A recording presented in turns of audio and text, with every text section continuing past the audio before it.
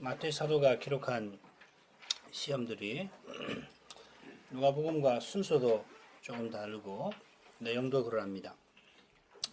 물론 시험의 순서나 내용이 다르다고 해서 둘 중에 하나가 틀린 게 아니고 둘 모두 주님이 시험 받아주신 그 교훈의 구원의 교훈을 각각 담아냅니다. 주님의 시험이 주님의 삶, 공생애의 일부입니다마는 육신이 되신 말씀이 하나님이신 까닭에 그분이 시험 받으신 뜻은 실로 높습니다. 성경이 하나님의 계시 가운데 일부를 담고 있어도 그 일부도 하나님의 계시인 까닭에 땅에 붙은 우리의 생각에게 여전히 하늘입니다. 말씀을 깨닫는 것은 요컨대 땅에서 하늘로 하늘에 이르는 일인데 그 일은 오직 하늘에 하나님이 진토 위에 죄인을 찾아오심으로만 이루어집니다. 이런 걸 교통이나 교제라 하겠죠. 그처럼 말씀을 전하고 받는 일은 반드시 주님의 말씀을 기다림, 말씀하시는 주님을 들음이어야 합니다. 거기 하나님이 함께 하심, 곧 그리스도를 모신 거룩한 교제가 나타날 것입니다. 그리스도를 모신 거기서 서로 다른 우리를 통해 그리스도의 영광이 아름답게 드러납니다. 그 영광이 드러날 때 우리의 다름만 아니라 심지어 틀림도 넘어설 수 있게 하실 겁니다. 주님의 영광을 뵙는 교회는 연약함을 고백할 뿐만 아니라 죄를 회개합니다. 정오와 불신이 거기서는 물러갑니다. 그런 까닭에 서로 달라 함께 더욱 아름다워집니다. 이런 아름다운 나라를 세우려고 주님이 우리 대신 시험을 받아 주셨습니다. 오늘은 마태가 기록한 셋째 시험을 함께 살필 겁니다. 이 시험이 둘째 시험과 붙어 있는데 마귀가 또 예수님을 데리고 갔다 표현한 데서 알 수 있습니다. 주님이 바로 앞에서 또 기록되었다 하시며 마귀의 둘째 시험을 물리치셨는데 마귀는 감히 또 예수님을 데리고 갑니다. 이런 점에서 마귀가 광야의 주님에게 나와 유혹했던 첫째 시험과 다릅니다. 그처럼 셋째 시험을 기록할 때에는 마태는 첫째 시험과 달리 시험하는 자를 마귀라 부르고 시험받는 예수님 주님을 예수라 이름을 밝힙니다. 주님은 앞선 두 시험과 마찬가지로 마귀의 시험을 받아주실 뿐만 아니라 기록되었을 때 하시며 시험을 물리치십니다마는 앞서는 그저 신명기의 말씀을 인용하실 뿐이었는데 여기서는 사단아 물러가라 하시고서 말씀을 인용하십니다. 이 누가복음하고는 다르지요. 이것이 둘째 시험에서 마귀가 사용하던 바로 그 방식입니다마는 주님은 우리 보기에 비슷한 방식을 쓰셔서 이제 메시아의 권위를 드러내십니다. 누가복음에는 주님이 세 번 모두 똑같이 달리 말씀하시지 않고 다만 성경을 인용하시며 시험을 물으십니다. 물론 누가복음은 마귀가 예수님을 이끌고 올라갔다 이렇게 되어 있지 마태복음과 달리 그곳이 지극히 높은 산이라 밝히지는 않습니다. 셋째 시험, 마태의 셋째 시험, 누가의 둘째 시험이죠. 그처럼 한글 개역 성경에는 똑같이 천하 이렇게 번역이 되어 있습니다만은 누가복음은 마태복음과 다른 표현을 사용합니다. 헬라말로 오이쿠메네라는 말인데 이 표현이 누가복음에 두 번 더 나오고 누가가 기록한 다른 성경 사도행전에 5번 나오는데 많이는 로마 제국을 가리킵니다. 반면에 마태복음에는 타락한 세상을 주로 가리키는 단어 코스모스라고 하는 말이 사용되었습니다. 예수님이 아마 아람어나 히브리어를 사용하셨으니까 세상을 가리키는 히브리 말 혹은 아람 말, 히브리 말로는 테벨이나 아레츠라는 말인데, 에레츠라는 말인데 헬라어로 번역되는 과정에서 다른 낱말이 사용된 겁니다. 다른 낱말로 번역됐다는 것은 두 분이 각각 전하려고 하는 교훈과 붙어 있을 것입니다. 그러면 마태가 기록한 셋째 시험에서 우리가 구원의 교훈을 살피도록 하겠습니다. 8절, 9절을 제가 읽겠습니다. 마귀가 또 그를 데리고 지극히 높은 산으로 가서 천하 만국과 그 영광을 보여 가로되 만일 내게 엎드려 경배하면 이 모든 것을 내게 주리라. 말씀드린 대로 마태는 마귀가 또 그를 데리고 간다 하면서 마귀가 적극적으로 주님을 시험하는 사실을 강조합니다. 예수님을 성전 꼭대기에 세우고는 감히 말씀을 함부로 인용하고서 예수님들어 하나님을 시험하게 하시게 유혹했는데 악한 뜻대로 되지 않으니까 더욱 악한 태도를 보이는 겁니다. 마귀의 시험에서 죄가 얼마나 무서운지 잘 드러납니다. 하나님이 우리의 죄를 제어해 주시지 않으면 그 죄가 부패한 마음을 어디까지 끌고 갈지 아무도 모릅니다. 구약에 보면 아합이 스스로 팔려 여호와 보시기에 악을 행했다 이런 표현이 나옵니다만 아합보다 마귀는 비할 수 없이 악할 텐데 이것은 죄가 얼마나 악할 수 있는지를 보여줍니다. 이런 우리의 악한 죄 때문에 주님이 기꺼이 시험 받으신 것입니다. 마귀가 이번에는 지극히 높은 산에 데려갑니다. 이 산이 어딘지 알 길이 없습니다만은 지금 환상 중에 일어난 일이라면은 어느 산인지 굳이 알려고 할 필요도 없을 겁니다. 누가복음에는 높은 산이라는 표현이 이 사건에 나오지 않으니까 이 표현이 마태복음에 나오는 사실에 주목할 필요는 있습니다. 마태복음에는 이 높은 산이 지극히 높은 산이 한 번 더 나오는데 지극히는 두 번째는 안 나옵니다. 높은 산이 한 번 더 나오는데 잘 아시는 변화산 사건입니다. 예수님의 시험과 변화산 사건이 공간복음에 마태, 마가, 누가에 다 나옵니다만은 두 쪽 다 높은 산이라고 표현한 데서 마태복음이 중요한 특징을 나타냅니다. 예루살렘에 마지막으로 올라가시기 전에 예수님이 높은 산에 올라가셨는데 거기서 영광스러운 모습으로 변모하셨습니다. 그 산에서도 하늘의 하나님이 이 예수님을 가리켜서 이는 내 사랑하는 아들이요 내 기뻐하는 자라 새 제자에게 알려주셨는데 바로 그 자리에서 이 사랑하시는 아들의 영광 곧 그리스도의 영광이 예수님에게서 환히 나타났던 겁니다.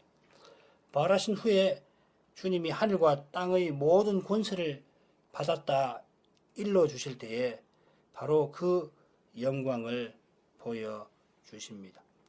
이런 배경에서 이 마귀의 셋째 시험을 살필 수 있습니다. 그 셋째 시험은 요컨대 메시아의 영광에 이르는 길과 붙어 있습니다. 마귀가 천하 만국과 그 영광을 보여줍니다. 누가복음에는 순식간에 보여줬다 합니다. 요컨대 마귀가 자기의 능력을, 권세를, 권력을 주님 앞에 과시합니다. 자기가 받은 그 능력도 제 것이 아닙니다만은 제 것인 것처럼 자랑합니다. 천하 만국과 그 영광을 보여주고서 이 모든 것을 내게 주리라 장담한 것도 다르지 않습니다. 천하 만국과 그 영광이 자기 것인 것처럼 자기 마음대로 처분할 수 있는 것처럼 자기를 과시합니다. 마귀의 교만이 하늘을 찌를 듯합니다.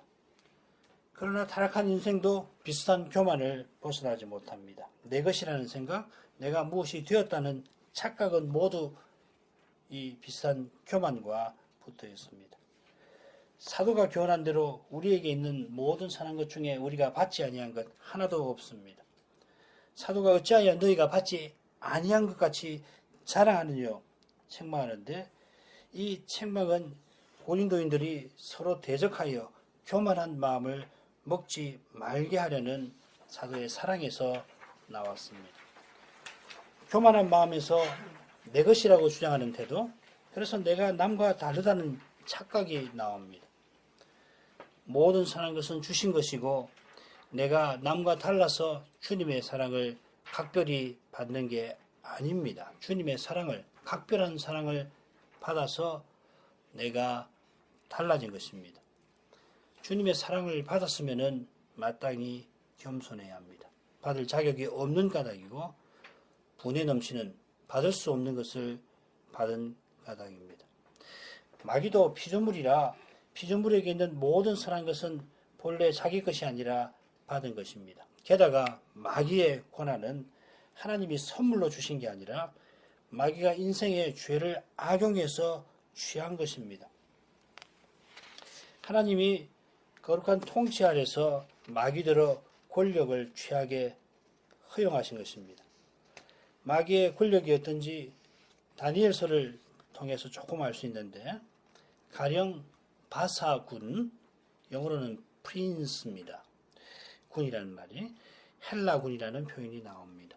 바사, 이 헬라는 특별히 대제국 페르시아와 그리스를 가리킵니다. 그런 점에서 누가복음에서 오이쿠메네라는 말을 쓴 의도를 이런데 견주어서 짐작할 수는 있습니다. 마귀가 천하 만국을 자기 것처럼 말하는 걸 보면 계시록에서 마귀가 만국을 미혹하여 자기 아래 악한 천사들들어 모든 나라들을, 천하의 많은 나라들을 다스리게 했던 것을 알게 됩니다. 했던 것이라 표현한 것은 주님이 세상에 오신 후에는 마귀가 무저경에 던져져서 정하신 때까지 다시는 만국을 미혹하지 못하게 된 까닭입니다. 과연 부활하신 주님이 하늘과 땅의 모든 권세를 받았다 선언하셨습니다. 주님 오시기 전에는 마귀가 미혹의 악한 방법을 사용해서 죄 있는 이 세상을 자기 마음대로 주무를 수 있었습니다. 인생이 아무리 똑똑해도 죄가 있어서 마귀의 미혹을 이기지 못하고 거기에 다 넘어가게 되는데, 그 좋은 예가 우상 숭배일 겁니다. 하나님을 알만한 것이 매 순간 보이는 까닭에 사람이 실로 탁월한 것을 분명히 내놓게 됩니다마는 그 모든 것이 마귀와 세상과 육신의 권세에 이용될 뿐입니다. 그래서 바사군이, 이거 악한 천사입니다. 마귀의 수하에 있는 천사장 정도 될 겁니다. 우리가 천사장 이런 거 정확하게 말할 수는 없지만 아무튼 그런 급에 있는 권력을 받은 악한 천사인데, 이 바사군이 바사의 인간 왕들을 부추겨서 언약 백성을 얼마든지 괴롭게 만들 수가 있는데, 유다군, 너희군이라고 했는데 유대군 미카엘과 가브리엘이 이 바사군을 물리쳐서 언약 백성이 포로에서 돌아가게 만듭니다. 바로 이 사실에 비추어서 천하 만국, 천하의 모든 나라 혹은 모든 권세에 관한 마귀의 주장은 어떠합니까? 다니엘서를 보면 선한 천사장 미가엘이 언약 백성을 관장한다고 되어 있는데, 마귀는 지금 자기가 천하의 모든 나라, 그 모든 영광을 소유한 것처럼 주장하고 있습니다. 마귀가 본래 교만하니까 과장되게 말하기도 했겠습니다만은 마치 언약의 나라 이스라엘도 자기가 미혹해서 제 마음대로 할 수 있을 것처럼 지금 자랑하는 것도 같습니다. 주님이 하나님 나라를 전하시면서 귀신 들린 사람들을 많이 고쳐주신 데에서도 지금 이 이스라엘이 얼마나 심각한 상태에 있는지 짐작할 수 있습니다. 또 예수님이 12제자를 이스라엘 모든 고을로 보내실 때 그 장면이 이렇게 시작됩니다. 예수께서 그 12제자를 부르사 더러운 귀신을 쫓아내며 모든 병과 모든 악한 것을 고치는 권능을 주시니라. 마가복음 6장 7절을 보면은 같은 장면인데 아예 병에 관한 이야기는 없고요. 더러운 귀신을 제어하는 권세를 그들에게 주셨다 이렇게 되어 있습니다. 요컨대 예수님이 하나님 나라를 전파하시면서 구약의 미카엘이 했던 그 활동을 지금 이스라엘 가운데 행하시는 것입니다. 장차는 이스라엘만 아니라 온 세상에 그 나라를 세우십니다마는 이스라엘에서 그 일을 행하고 계십니다. 이처럼 주님은 성신을 의지하여 하나님 나라를 전파하시기도 하고 그 나라의 능력을 나타내기도 하시면서 결국 십자가로 나아가십니다. 누가복음에 기록된 변화산 사건에서 모세와 엘리야가 영광 중에 나타나 예수님이 예루살렘에서 별세하실 출애굽하실 일을 말했는데 그 직후에 예수님은 그 얼굴을 예루살렘으로 고정하십니다. 잡히시던 밤에 대제사장들이 무리를 보내서 예수님을 체포하려 할 때 베드로가 칼로 대제사장 말고의 귀를 잘라버렸습니다마는 주님은 그 귀를 고쳐주시면서 내가 지금이라도 12군단 더 되는 천사를 보내달라고 하시면은 주님이 아버지께서 보내주실 것이다 하시고는 내가 만일 그렇게 하면은 이런 일이 있으리라 한 성경이 받을 것을 예언한 성경이 어떻게 이루어지리요 하셨습니다. 주님은 구약 성경에 예언된 이런 일, 곧 메시아의 고난과 부활을 향하여 끝까지 나아가셨습니다. 그러나 그리스도의 고난은 특별히 십자가는 예수님이 가장 싫어하시는 일입니다. 십자가에서 주님이 나의 하나님 어찌하여 나를 버리셨나이까 외쳤고 전날 밤에는 할 수만 있다면 이 잔을 내게서 지나가게 하옵소서 하고 기도하셨습니다. 온 세상이 캄캄하던 그 3시간 동안에 예수님은 아버지에게 철저히 버림받으셨습니다. 영원히 사랑의 완전한 교제 가운데 계시던 그 아드님에게 아버지와 영원히 사랑의 완전한 교통 가운데 계시던 그 아들에게 이 버림받는 3시간은 실로 인생이 헤아릴 수 없는 고통과 슬픔의 순간순간이 영혼처럼 그 1초 1초보다 더 짧은 순간이 영혼처럼 이어졌을 것입니다. 죄 없는 세상도 상상하기 어려운 우리로서는 영원한 사랑의 완전한 교제에서 끊어지는 일을 도무지 상상할 수 없습니다. 십자가는 주님이 가장 원치 아니하던 일이었고 아버지에게도 물론 그러했습니다. 그러나 거룩한 사랑 가운데 계시는 삼위일체께는 그 길 외에 인생의 죄를 속할 수가 없었습니다. 오직 그 길이 오실 메시아가 걸어가야 하는 주의 길, 그리스도의 길입니다. 그런 예수님에게 마귀는 만일 내게 엎드려 경배하면 천하만국과 그 영광을 내게 주겠다 제안합니다.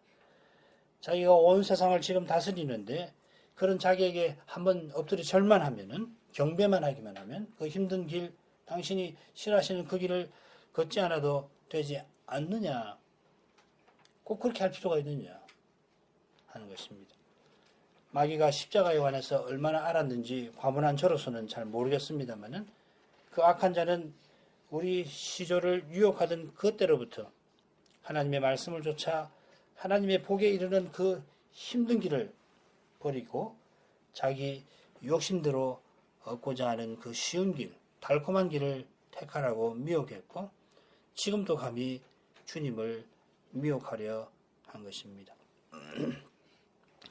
주님이 그런 악한 제안에 혹하실 분이 아닙니다만 그런 제안에 늘 시달리는 우리를 대신해서 마귀의 시험을 받으셨습니다. 우리는 심히 하나님의 뜻을 이루려 하는 거기서도 이런 유혹에 넘어가기 하셨습니다. 칼빈 선생이 기독교 강요에서 하나님의 뜻을 이루겠다 하는 그 선이라도 선이 좋은 뜻으로라도 말씀을 떠나면 인간 정치에 빠진다고 교훈했는데 그만큼 이 개혁자는 개혁의 대업을 이루는 길에서 마귀의 교묘한 유혹을 수도 없이 받았을 것입니다. 마찬가지로 그가 가톨릭 교회가 어떻게 사탄적인 교황제에 떨어졌는가를 면밀히 연구했는데 그 연구한 결과 오직 성경 아니고는 거룩한 교회로 서나갈 수 없음을 확신했던 것입니다. 오직 주의 길에만 구원이 약속되어 있습니다. 그 길을 알고 걷는 것은 우리를 위하여 시험을 이기신 그리스도 안에 있습니다. 내가 그 길을 깨달았다 해서 내가 그 길을 걸을 수 있는 게 아닙니다. 오직 그리스도입니다. 이제 우리를 위하여 주님이 시험을 물리쳐 주시는 일을 생각하겠습니다. 10절 이에 예수께서 말씀하시되 사단아 물러가라. 기록되었을 때 주 너의 하나님께 경배하고 다만 그를 섬기라 하였느니라. 마태는 여기서 현재형을 써서 예수님이 말씀하신다는 그 점을 강조합니다. 둘째 시험에서 마귀가 감히 성경을 인용할 때에 그가 말하는 것을 마태가 이런 방식으로 강조했습니다. 여기서 주님이 말씀하시는 사실이 강조된 것은 사탄아 물러가라 명령하신 사실과 붙어 있습니다. 앞선 두 시험에서는 예수님이 그저 성경을 인용하는 것으로 시험을 물리치셨는데 여기서는 친히 사단에게 명령하십니다. 주님은 얼마든지 명령하실 수 있는 분입니다. 우리가 조금 전에 변화산 사건을 살폈는데 하늘의 하나님이 이 예수님을 내 아들이라 하시면서 뭐라고 하시냐면 너희는 저의 말을 들으라 하셨습니다. 우리가 주님의 말씀을 들어야 합니다. 그래야 사람의 말을 하려는 데서 벗어날 수 있습니다. 주님이 영원하신 아들이라고 하는 점에서도 물론 명령하실 수가 있고 메시아라고 하는 점에서도 그러합니다. 메시아는 하늘과 땅의 모든 권세를 받으실 분이고 그 두루마리 하나님의 손에서 받은 두루마리 인을 되실 분입니다. 지금까지 주님은 우리를 대신하여 마귀의 시험을 받아주셨는데 이제 그 시험을 다 물리치시는 마당에 친히 메시아의 권위를 드러내어서 명령하십니다. 주님이 마귀를 사탄이라 부르십니다. 이 사탄은 히브리어고 이 사탄이 헬라어로 마귀, 디아볼로스라고 대개 번역이 됩니다. 되는데 조금 의미가 다른 것이 마귀는 참수하는 자라는 뜻이 강하고 욥기 1, 2장에 있는 것처럼 사탄은 히브리 말로는 대적하는 자라는 뜻이 강합니다. 아무튼지 주님이 이 미혹하며 대적하는 이 귀신들의 임금을 향하여 물러가라 명령하십니다. 그 명령이 즉시 이루어진 것이 11절에 나옵니다만은 과연 주님이 그 의미와 권위를 나타내시면 아무도 거스를 수 없습니다. 돌려 생각하면 이런 주님이 마귀의 악한 제안, 역겨운 요구, 교만한 태도를 참고 또 참으셨습니다. 우리를 위하여 그리하셨습니다. 그처럼 우리가 주님의 말씀을 거슬러 행할 때 주님을 얼마나 괴롭게 해드리는지 잊지 말아야 합니다. 게다가 마귀처럼 메시아의 길을 감히 방해하려 할 때는 주님은 똑같이 단호한 태도를 취하실 것입니다. 사탄아 물러가라.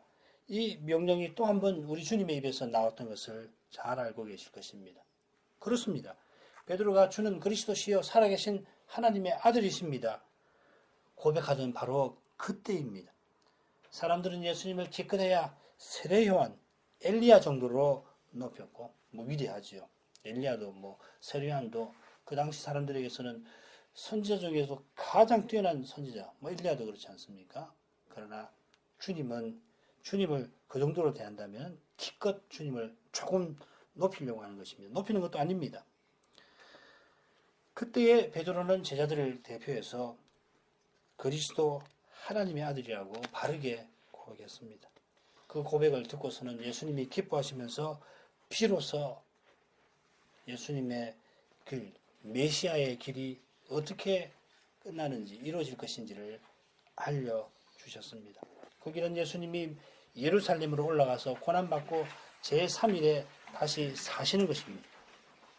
메시아의 길을 분명히 알려주셨을 때에 그런데 베드로가 주여 그리 마옵소서 간하였습니다. 원문에는 우리말로는 간하다 이렇게 되어 있습니다만은 원문에는 베드로가 주님을 심히 꾸짖었다 이렇게 되어 있습니다.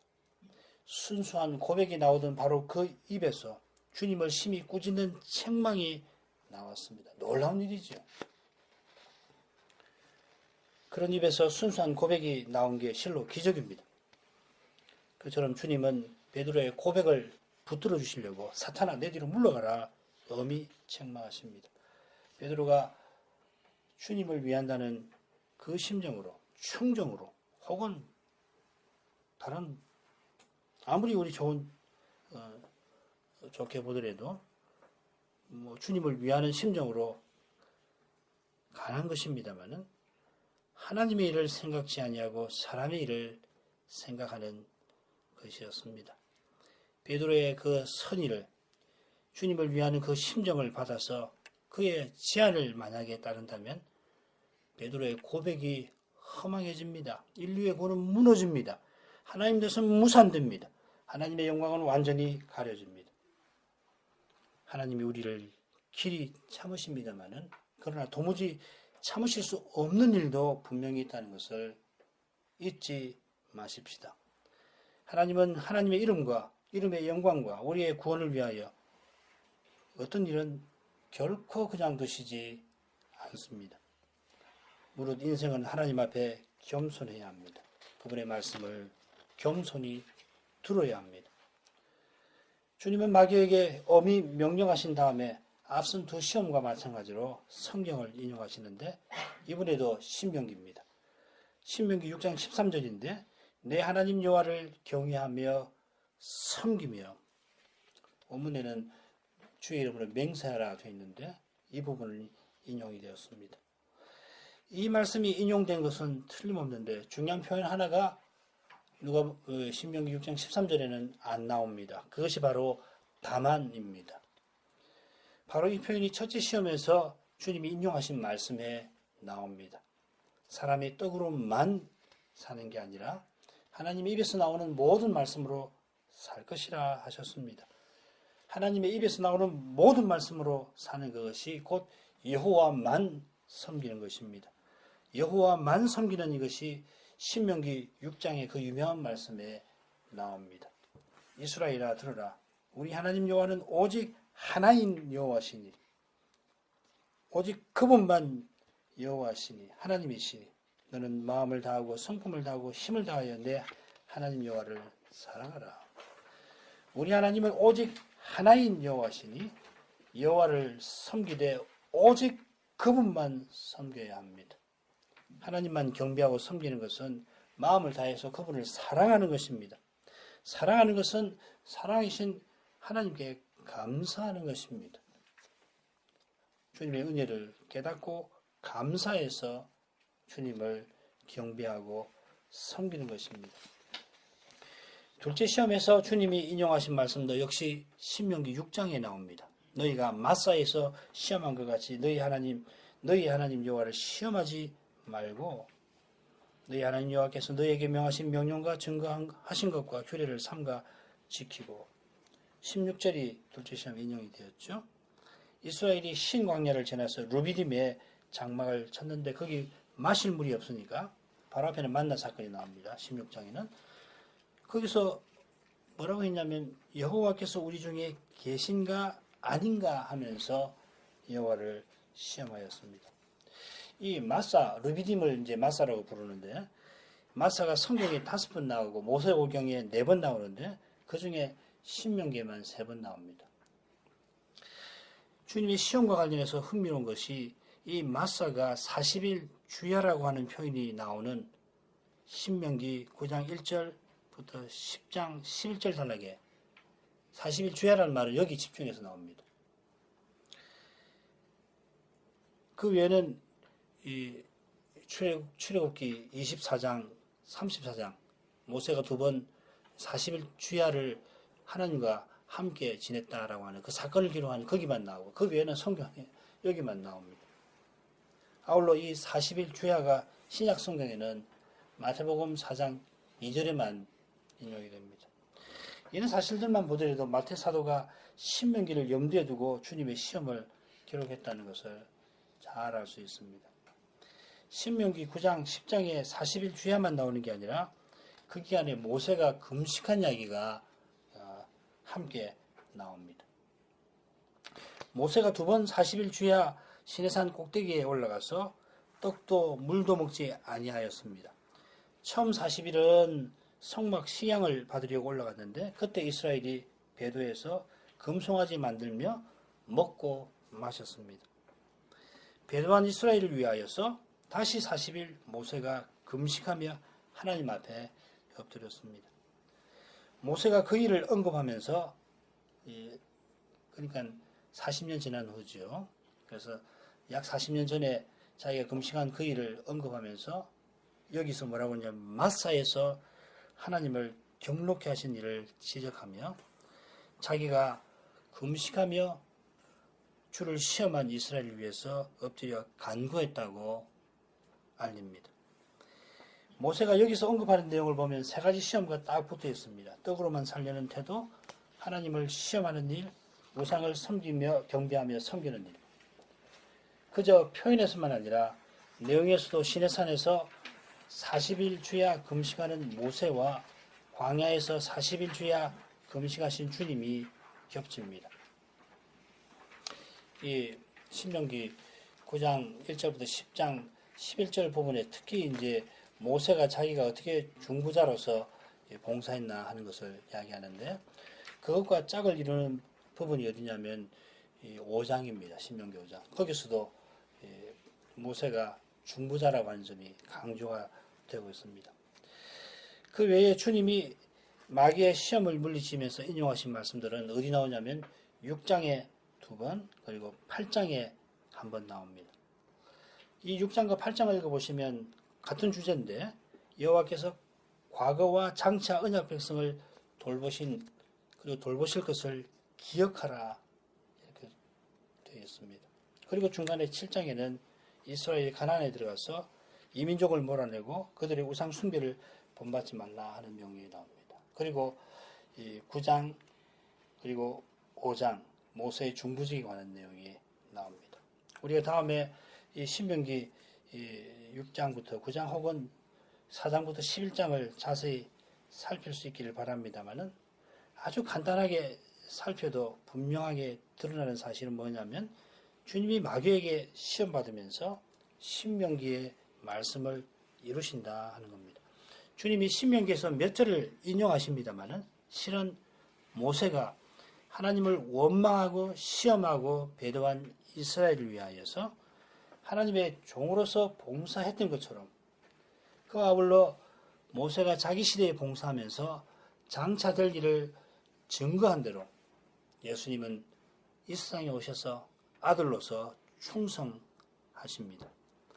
히브리서 3장 5절 6절이 그 내용입니다. 또한 모세는 장래의 말할 것을 증거하기 위하여 하나님의 온 집에서 사환으로 충성하였고 그리스도는 그의 집 맡은 아들로 충성하셨으니 혹은 하시니 우리가 소망과 담대함과 자랑을 끝까지 견고히 잡으면 그의 집이라.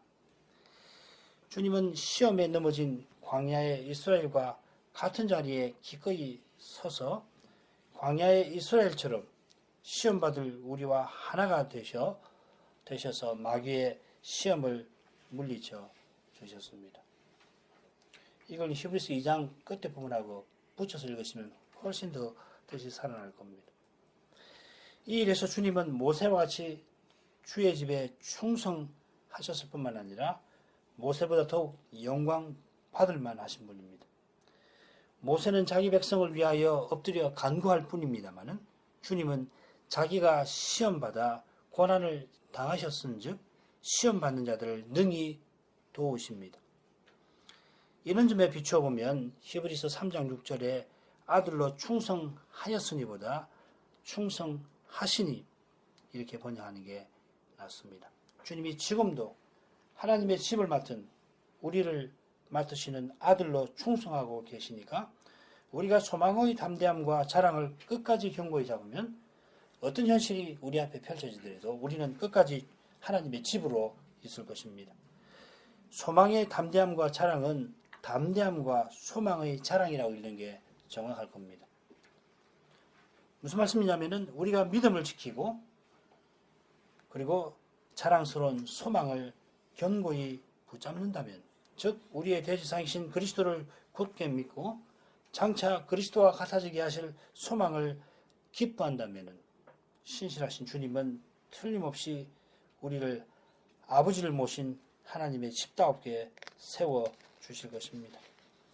주님이 다시 오시는 날까지 우리가 주님의 품에 나아갈 때까지 계속해서 시험받는 현실을 피할 수 없을 것입니다만은, 그래서 때때로 우리의 믿음이 흔들리기도 하고 심지어는 우리가 넘어지기도 혹 할 것입니다만은, 이런 연약한 우리를 위하여 시험받아 고난당하신 주님이 끝까지 우리를 견고히 붙들어 주실 것입니다. 바로 이 은혜가 있어 우리가 담대함과 소망의 자랑을 견고히 잡고 나아가는 것입니다. 주님의 시험을 마치는 말씀 11절 읽겠습니다. 이에 마귀는 예수를 떠나고 천사들이 나와서 수종드니라.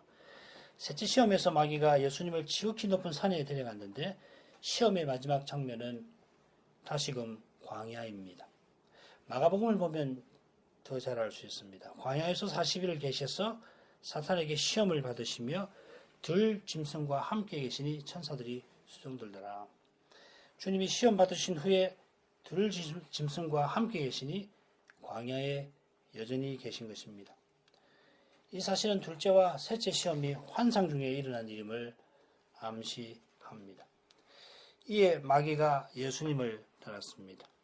마귀가 떠난 것은 자기 시험이 통하지 않아서 떠난 것일 수도 있습니다만, 그보다 주님이 사단아 물러가라 명령하신 것과 붙여서 살펴야 합니다. 이에 마귀가 떠났다 했는데, 같은 표현이 10절 처음에도 나옵니다. 마귀가 내게 절하라 하니까 이에 주님이 대답하셨습니다. 그처럼 주님이 물러가라 하시니까 이에 마귀가 떠난 것입니다. 마태는 마귀가 떠났다 하고서는 보라 하면서 천사들의 등장을 소개합니다. 처음에는 마귀가 줄이신 예수님에게 나와서 시험했는데, 이번에는 시험 이기신 예수님에게 천사들이 나와서 수종됩니다. 마귀도 천사지요. 그 점을 생각하면 마태는 틀림없이 두 천사를 대조하여 전하고자 하는 내용이 있습니다. 누가복음은 천사들의 수종에 관한 내용이 아예 없고, 마가복음에는 그 내용이 있지만은 마귀와 대조하려고 하는지는 분명치 않습니다.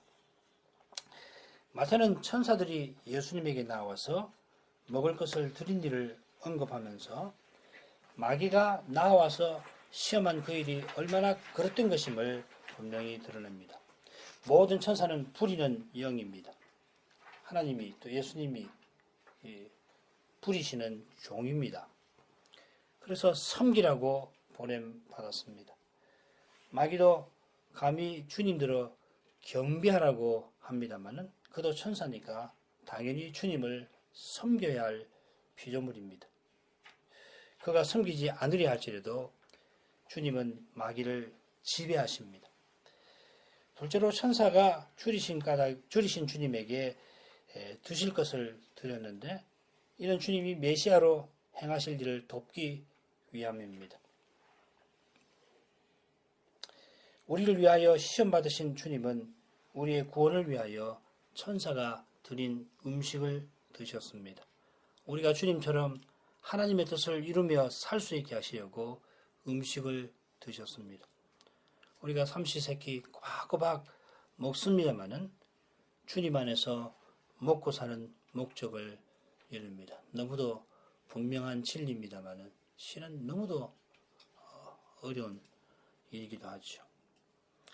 주님이 성신으로 우리 안에 사시는 까닭에 우리는 그분의 입에서 나오는 모든 말씀으로 살며 하나님이 우리와 함께 하심을 감사하면서 오직 그분만 경배하며 섬깁니다.